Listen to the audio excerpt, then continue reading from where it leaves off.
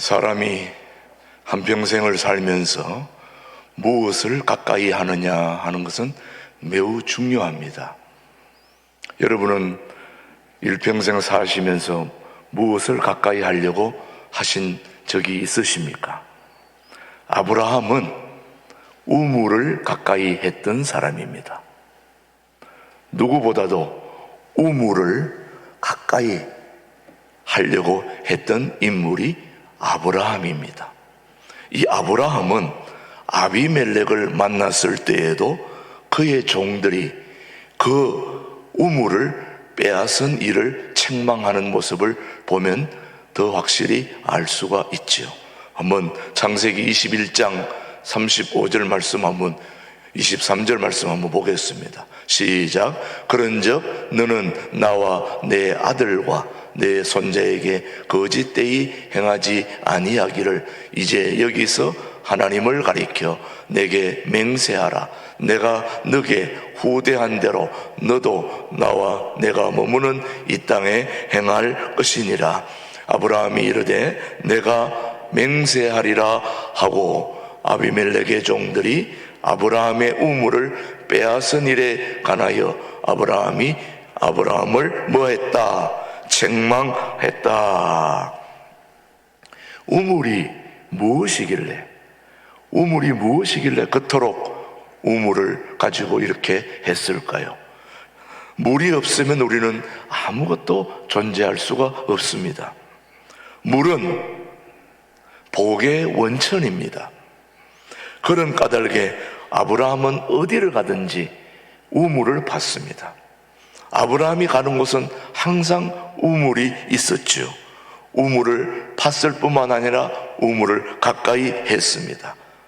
아버지가 그토록 우물을 가까이 하니까 아들 이삭도 아브라함에게 우물을 가까이 하는 것이 중요하구나, 그것을 배우게 되었습니다.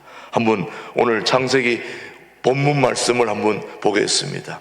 26장 17절부터 시작. 이삭이 그 옷을 떠나 그랄 골짜기에 장막을 치고 거기 거류하며 그 아버지 아브라함 때에 팠던 우물들을 다시 팠으니 이는 아브라함이 죽은 후에 블레셋 사람이 그 우물들을 메웠습니다. 이삭이 그 우물들의 이름을 그의 아버지가 부르던 이름으로 불렀더라. 이삭의 종들이 골짜기를 파서 샘 근원을 얻었더니, 우물이 얼마나 귀했으면, 우물이 얼마나 중요했으면 우물마다 이름을 붙였을까요? 혹시 여러분 주변에 있는 우물들의 이름을 알고 계십니까? 아브라함은 우물이 얼마나 중요했으면 그 우물들의 이름을 다 붙였을까요? 중요한 것은 샘의 근원을 발견하고 얻는 것입니다. 샘의 근원이 생명의 원천이기 때문에 우물을 중요시했다는 말씀입니다. 우리는 많은 경우 물의 귀함을 잊어버리고 살 때가 많습니다. 왜? 언제든지 우리는 물을 먹을 수 있기 때문에 물의 귀함을 모르는 겁니다. 언제든지 원하면 물을 마실 수가 있으니까 생명의 원천인 물을 잊어버릴 때가 많은 거죠. 옛날에 보석이라면 어디든지 찾아다니는 사람이 있었습니다. 이 사람이 사막 너머에 다이아몬드가 있다는 말을 듣고 사막으로 여행을 떠났습니다. 그 사막 너머에 다이아몬드를 찾기 위해서 사막의 열기를 마다하지 않고 목숨이 위태로워도 사막으로 간 거지요. 뭐를 찾기 위해서요? 다이아몬드를 얻기 위해서. 그래서 그가 언덕 길을 넘어가는 데에 사막이다 보니까 열기가 얼마나 대단한지 목이 마르고 너무너무 힘든 가운데 간신히 모래 언덕을 넘어갈 때에 앞에 모래에 묻혀있는 물통을 하나 발견했습니다. 그래서 그 물통을 보는 순간 목이 얼마나 말랐던지 그 물통을 향해서 막 기어가기 시작했습니다. 그 물통을 향해서 온 힘을 다해서 가까이 가가지고 물통을 잡고 통을 열어가지고 마시려고 봤더니 그 물통에는 그가 마시고자 하는 물은 없고 그가 찾고자 했던 다이아몬드, 기가 막힌 다이아몬드가 가득 들어있는데 거기서 다이아몬드가 쏟아지는데 그가 그렇게 찾고 싶어 했던 다이아몬드 그 물 들어가 있는 물통을 집어던지고 말았습니다. 그가 그토록 다이아몬드를 찾아갔는데 다이아몬드는 있는데 뭐가 없었어요? 물이 없었던 겁니다. 그가 절실히 필요로 했던 것은 다이아몬드가 아니라 한 모금의 물이었습니다. 물이 그만큼 귀중한데 그 물을 찾았는데 물이 없으니 다이아몬드가 있으면 뭐합니까? 마실 수도 없는데 우리는 보석과 다이아몬드 같은 화려한 것들에 집착하며 살지요. 물질에 집착하며 살아가지요. 눈에 보이는 것들에 현혹되어 살아가는 것이 우리네 삶의 현실입니다. 그러나 그것이 무조건 잘못됐거나 죄가 된다는 것은 결코 아닙니다. 물질도 잘 사용하면 거룩한 일을 많이 할 수가 있지요. 그럼에도 불구하고 우리에게 가장 필요한 것은 생수요 우물입니다. 우리에게 필요한 것은 생수요 우물인 것입니다. 그렇다면 성경이 말하는 우물은 무엇을 가리키는지, 성경이 말하는 우물이 도대체 무엇인가를 우리가 알아야 되는데, 바로 성경이 말하는 생수의 우물은 하나님입니다. 성경이 말하는 생수의 우물은 누구라고요? 하나님입니다. 하나님이 우리와 함께 하심은 분명 은혜죠, 기쁨이죠, 능력이죠, 감사하죠 여러분. 그러나 하나님이 우리와 함께 하심도 중요하지만 우리도 해야 할 일이 하나 있습니다. 하나님과 가까이 해야 됩니다. 하나님이 우리와 함께 하는 것은 너무나도 감사한 일이지만 우리도 하나님과 가까이 해야 된다는 걸 왜 그렇게 해야 되느냐? 하나님은 우리의 생수의 근원이기 때문입니다. 사람들은 생수의 근원을 떠나 살아보려고 애를 쓰지만 그건 안 되는 것입니다.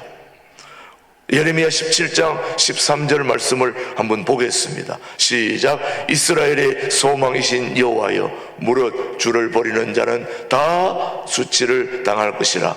무릇 여호와를 떠나는 자는 흙의 기록이 되오리니. 이는 생수의 근원이신 여호와를 버렸다. 우리 영혼이 누릴 가장 큰 축복은 샘의 근원이신 생수의 우물에 가가지고 마음껏 생수를 마시는 것이 우리 영혼이 누릴 가장 큰 축복입니다.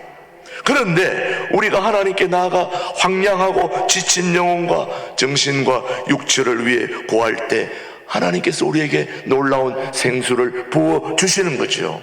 그런데 우리는 이 고통 중에 주는 이 기쁨의 생수를 마시지 않고 주님을 버리는 우를 범해서는 안 된다는 거죠, 여러분. 오늘도 저와 여러분이 나약한 이 세상 속에 살아갈 때에 주님은 분명히 우리에게 생수를 부어주시는 거죠. 생수를 마시게 해주시는 거죠. 그러므로 저와 여러분이 해야 될 가장 중요한 이유는 이 우물을 떠나서는 안 되는 것입니다. 그러므로 우리는 이 우물을 떠나지 말고 가까이 가서 우물을 빼앗기지 말아야 됩니다. 만약 우리가 너무나 바쁘고 분주해서 하나님께 나아갈 시간이 없다면 바로 아브라함이 파놓은 우물을 아비멜렉 사람인 찾아와서 빼앗기는 것과 같다는 거죠, 여러분. 하나님은 우리대로 물가로 나오라고 여러분을 초청하고 계십니다. 이사야서 55장 말씀을 한번 보십시다. 뭐라고 얘기하는지. 시작. 오라 너희 모든 목마른 자들아 물로 나오라. 돈 없는 자도 오라. 너희는 와서 사 먹되 돈 없이 값 없이 와서 포도주와 저절 사라. 하나님은 목이 마를 때 하나님 앞에 나오라고 말씀하십니다. 그때마다 우리에게 생수를 주시겠다고 말씀하고 계시죠. 요한복음을 보면 여러분 잘 아시는 대로 예수님이 목마른 사마리아 여인을 만나는 장면이 나옵니다. 자, 요한복음 4장 14절 시작. 내가 주는 물을 마시는 자는 영원히 목마르지 아니하리니 내가 주는 물은 그 속에서 영생하도록 솟아나는 샘물이 되리라. 여러분 알다시피 사마리아 여인은 남편을 5명이나 가지고 있지만 여전히 목마른 사람이었습니다. 그 목마름을 세상이 채워줄 수 없었던 거죠. 그래서 주님이 내게로 와라. 내게로 오면 내가 마음껏 물을 마시게 해주겠지만 내가 주는 물은, 세상 물은 목마르지만 내가 주는 물은 목마르지 않는 영원한 샘물이 되리라고 말씀하시는 거죠. 그 샘물을 여러분들도 마실 수 있게 되기를 바라는 거죠. 사랑하는 교회 여러분, 주님이 약속하신 생수는 사마리아 여인에게만 약속된 것이 아니라 오늘 2022년 2월 13일 주일에 나온 우리 일부 예배, 이 방송을 보는 모든 분들에게도 동일한 약속의 샘물 되는 것입니다. 그 샘물을 우리 모두에게 마실 수 있도록 도와주시는 분이 우리 주님이십니다. 목마를 때 예수님께 나아가면 성령의 생수를 우리 주님은 주시겠다는 겁니다. 자, 한번 말씀을 보십시다. 성령의 생수. 시작. 명절 끝날 곧 큰 날에 예수께서 서서 외쳐 이르시되 누구든지 목마르거든 내게로 와서 마시라. 계속해서 보십시다.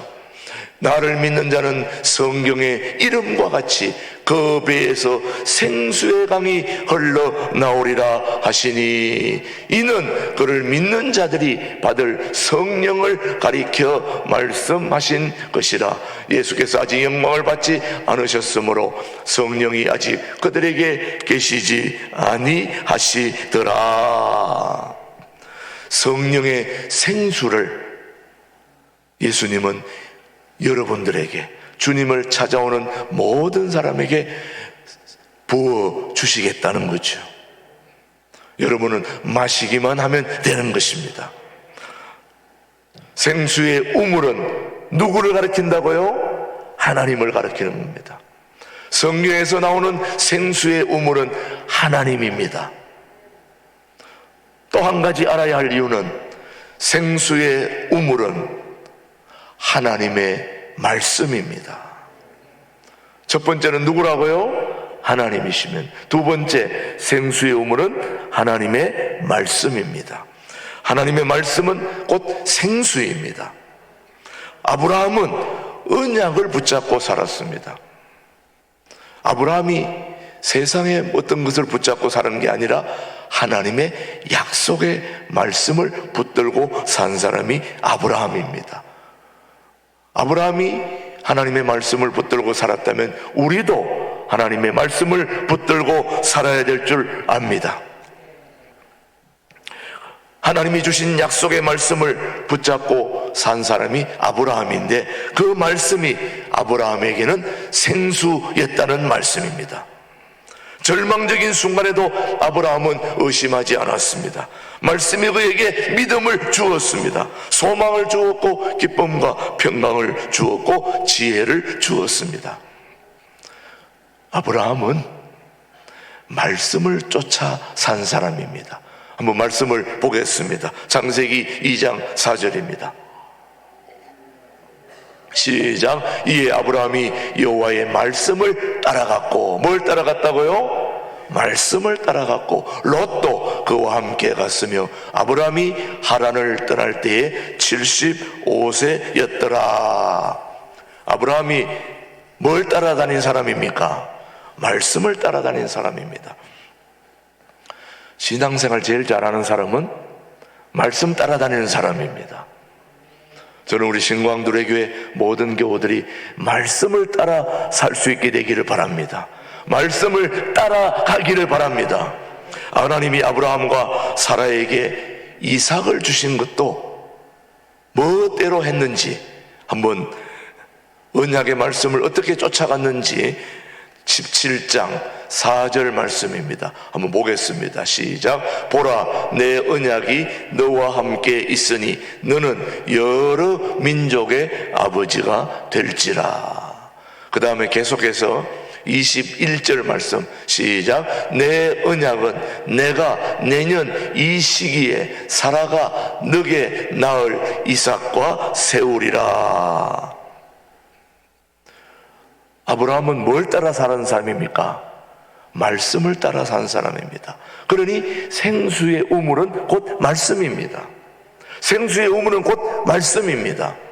하나님의 아브라함과 사라가 이삭을 낳은 것도 말씀의 열매였습니다. 한번 보시죠. 창세기 21장 1절로 2절입니다. 시작. 여호와께서 말씀하신 대로, 뭐 하신 대로? 말씀하신 대로 사라를 돌보셨고, 또 여호와께서 말씀하신 대로 사라에게 행하셨으므로 사라가 임신하고 하나님이 말씀하신 시기가 되어 노년에 아브라함에게 아들을 낳으니. 그러니 아브라함과 이삭이 낳은, 아니 아브라함과 사라가 낳은 그 이삭도 결국은 말씀대로 이루어진 것입니다. 말씀하신 대로 그대로 열매를 맺게 되었다면 오늘 저와 여러분의 삶도 하나님의 말씀대로 열매가 맺어질 줄로 믿습니다. 따라가시기 바랍니다. 아브라함은 언약의 중요성을 믿었습니다. 아브라함이 붙든 것은 하나님이 말씀하신 약속을 붙들었습니다. 하나님은 약속한 것을 반드시 지키시는 분입니다. 언약은 아브라함에게 소망을 주었고 평안을 주었고 또 미래의 안전을 보장해 주었습니다. 오늘 저와 여러분의 미래 불안전하지요. 알 수가 없습니다. 안개전국이라고 얘기합니다. 보이지 않으니까. 그러나 하나님은 저와 여러분의 미래를 안전하게 지켜주시겠다고 약속하셨기 때문에 그대로 해 주실 것입니다. 말씀을 믿지 않으면 불안하지만 말씀을 믿으면 평안이 있는 거고 기쁨이 있는 거고 은혜가 있는 거죠, 여러분. 아비멜렉이 아브라함을 찾아와서 뭐라고 했는지 우리 한번 21장 22절로 24절 한번 봅시다. 시작. 그때에 아비멜렉과 그 군대 장관 비골이 아브라함에게 말하여 이르되 너가 무슨 일을 하든지 하나님이 너와 함께 계시도다. 그런즉 너는 나와 내 아들과 내 손자에게 거짓되이 행하지 아니하기를 이제 여기서 하나님을 가리켜 내게 맹세하라. 내가 너게 후대한 대로 너도 나와 내가 머무는 이 땅에 행할 것이니라. 아브라함이 이르되 내가 맹세하리라 하고. 이것은 아브라함이 아비멜렉과 맺은 것은 화친의 조약입니다. 싸움을 거치고 화평을 누리는 언약이죠. 서로의 안전을 보장해 주는 그런 언약입니다. 그러기에 기억할 것은 아브라함이 신뢰하고 의지했던 언약은 이 아브라함, 아비멜렉과 맺은 언약이 아니었습니다. 아브라함이 맺은 언약은 사람인 아비멜렉과 맺은 언약이 아니고 하나님과 맺은 언약을 아브라함이 의지했다는 거죠, 여러분. 그래서 우리가 사람과 사람끼리 맺은 그런 약속들도 우리는 사람과의 맺은 약속으로 생각하지 않고 하나님께서 보장해 주어야 그 언약이, 약속이 이루어질 수 있는 거죠. 그걸 우리는 명심해야 됩니다. 그래서 아까 얘기한 대로 생수의 우물은 하나님이고, 생수의 우물은 말씀이고, 생수의 우물인 하나님과 말씀을 우리는 굳게 붙잡아야 우리의 미래와 우리의 삶이 안전한 것입니다. 우리가 마지막으로 한 가지 더 살펴보겠습니다. 생수의 우물은 우리 마음 속에 있는 지혜의 샘입니다. 우리의 마음이 너무너무 중요한데, 우리의 마음은 생명의 근원이 넘치는 곳이라고 성경은 우리에게 말하고 있습니다. 잠언 4장 23절입니다. 시작. 모든 지킬 만한 것 중에 더욱 내 뭘 지키라? 마음을 지키라. 생명의 근원이 이에서 남이니라. 마음을 지키라고 그랬습니다. 마음이 왜 중요하냐? 생명의 근원이 마음에서부터 넘치기 때문에, 나오기 때문에 우리는 마음을 소중하게 생각해야 됩니다. 그래서 하나님의 큰 일을 생각했던 사람들은 마음의 신비를 일찍이 깨달은 사람들입니다. 마음은 이 우주와 같습니다. 이 우주가 아무리 넓어도 이 마음보다 넓지는 못해요. 우리의 마음이 좁은 것 같아도 이 우주를 품고 있습니다. 엄청난 신비이죠, 이게. 이 우주가 아무리 커도 여러분의 마음에 우주를 품고 있지 못하면 아무것도 아니에요. 근데 우리 마음이 이 우주를 품고 있으면 다 되는 거예요. 한마디로 도 같은 사람은 이 마음에 벌써 도가 터야 되는 겁니다. 마음은 우주와 같고, 마음은 하나님의 활동 무대인 것입니다. 하나님이, 이 우주를 만드신 하나님이 우리 마음 속에 오셔서 활동하시는 그 무대가 마음인 것입니다. 그 마음이 얼마나 중요합니까? 마음 안에 있는 모든 보화가 그 마음 속에 담겨 있는 것입니다. 우리의 마음을 아시는 예수님의 마음 속에는 각종 지혜와 보화가 다 담겨 있다고 그랬습니다. 골로새서 2장 3절 한번 보십시오. 제 얘기가 아니죠. 그 안에는, 누구 안에? 예수님 안에는, 시작. 예수님 안에는 지혜와 지식의 모든 보화가 뭐했다? 감추어져 있다. 사도 바울은 우리에게 예수님의 마음을 품으라고 했습니다. 너희는 이 마음을 가지라. 곧 누구의 마음입니까? 예수님의 마음. 예수님의 마음에는 지혜와 각종 보화가 가득하게 담겨 있다는 거죠. 그걸 우리는 본받아야 되는 거죠. 우리의 마음에는 지혜의 샘이 있는 것이죠. 지혜의 생수가 흐르고 있는 거죠. 계속해서 잠언 20장 5절은 우리에게 뭐라고 말씀하시는지, 시작. 사람의 마음에 있는 모략은 깊은 물 같으니라.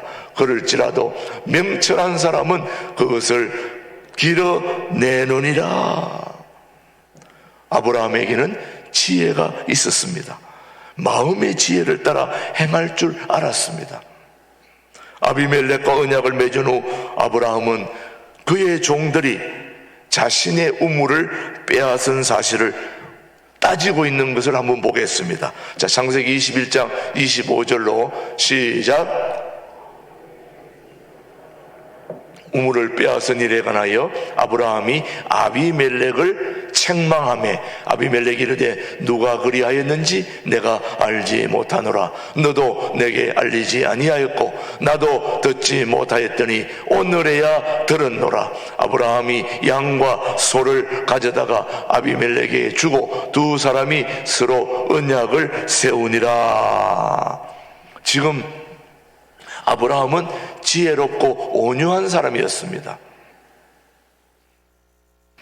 용서할 것은 용서하고 이해할 것은 이해하였습니다. 그러나 잘못된 것은 분명히 지적하였고 또 용서하되 분명히 밝히고 용서하는 그 아브라함의 모습을 우리에게 보여주고 있고, 그는 암양 7을 건네며 우물을 판 정거를 삼고 그곳 이름을 브엘세바라고 그렇게 명했습니다. 이 브엘세바는 7 우물이라는 뜻입니다.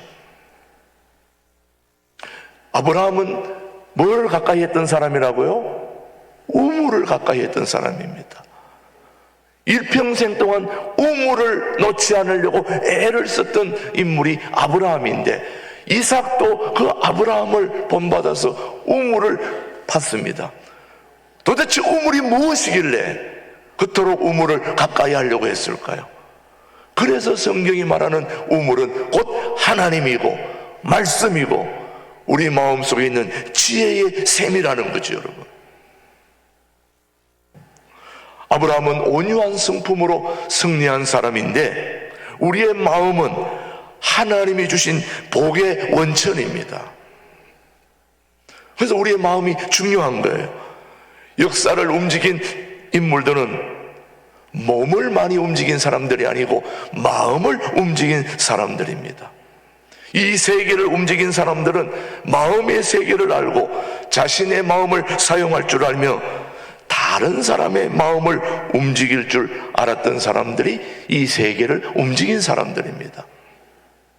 오늘 우리가 삶 속에서 성공할 수 있는 비결은 바로 마음을 다스릴 줄 알아야 되고 마음을 알아야 됩니다. 상대방을 내 사람으로 만들기 위해서는 그 상대방의 마음을 움직여야 되는 것입니다. 그래서 역사의 위대한 지도자들은 몸을 움직인 게 아니라 많은 사람들의 마음을 움직인 사람이, 쥔 사람이 지도자인 것입니다, 여러분. 우리의 마음을 시원하게 해줄 수 있는 그런 지도자를 우리는 바라지 않고 있습니다. 바라지 않습니까, 여러분? 그런 지도자가 뽑히기를 원하지 않습니까? 우리의 영원한 지도자이신 예수님은 우리의 마음을 시원하게 해주는 생수를 주시는 분이 우리 주님이시고 예수님이시고 하나님이시고 성령님이신 것입니다.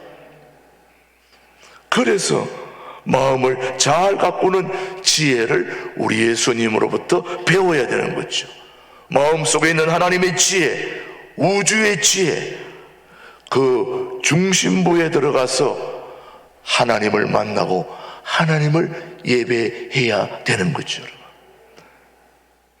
결국 우리 마음 깊은 곳에 하나님이 존재하시고 그 존재하신 하나님을 만나 하나님을 온전하게 예배할 수 있는 사람이 신앙생활 잘하는 사람입니다. 오늘 여기 와서 예배하고 있지만 마음이 딴 데가 있는 사람은 예배하는 사람이 아니에요. 지금 마음이 딴 데가 있다면 그 예배를 주님이 받으실 수 있겠습니까? 비록 이 자리에 못 왔다 할지라도, 다른 곳에 있다 할지라도 그 마음이 하나님을 향한 고든 마음으로 예배할 수 있다면 그 예배가 진정한 예배가 아닐까요?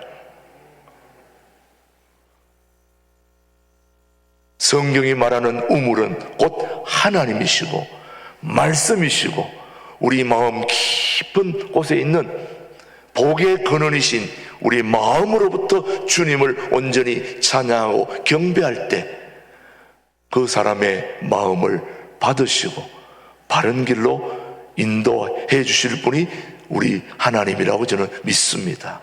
그런 하나님과 올 한 해 동행할 수 있게 되기를 주님의 이름으로 축복합니다. 기도하겠습니다. 하나님 아버지 감사합니다. 오늘도 성경이 말하는 우물을 알게 해 주셔서 감사합니다.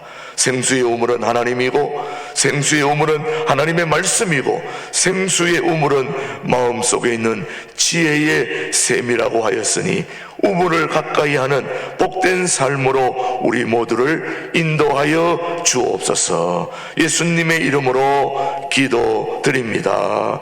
아멘.